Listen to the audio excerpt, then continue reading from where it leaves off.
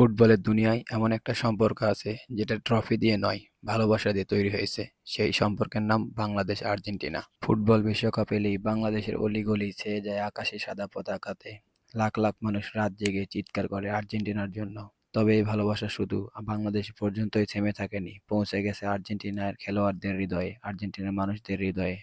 We are from Bangladesh. You probably heard of love you it. so much. We are you. বাংলাদেশের এই ভালোবাসা দেখে Argentina football association বাংলাদেশকে ধন্যবাদ জানিয়েছেন। লিওনেল মেসিও বলেছেন, বাংলাদেশে তার জার্সি পরে মানুষকে দেখলে তার কাছে খুব সুন্দর অনুভূতি। শুধু তাই নয়, অনেক আর্জেন্টিনা সমর্থক বাংলাদেশের ক্রিকেটকেও সমর্থন করতে শুরু করেছেন। দুই দেশে তৈরি হয়েছে এক অন্যরকম বন্ধুত্ব। আজ আর্জেন্টিনার রাস্তায় বাংলাদেশ নামটা আর অপরিচিত না। হাজার হাজার কিলোমিটার দূরের দেশটাকে শুধু তারা মনে রেখেছে নিঃস্বার্থ ভালোবাসার জন্য। ফুটবল হয়তো ৯০ মিনিটের খেলা, কিন্তু ভালোবাসার কোনো সময়সীমা নেই। তাই বলি, বাংলাদেশ শুধু আর্জেন্টিনা ফুটবলের ভক্ত না, বাংলাদেশ এখন আর্জেন্টিনার এক পরিবারের অংশ।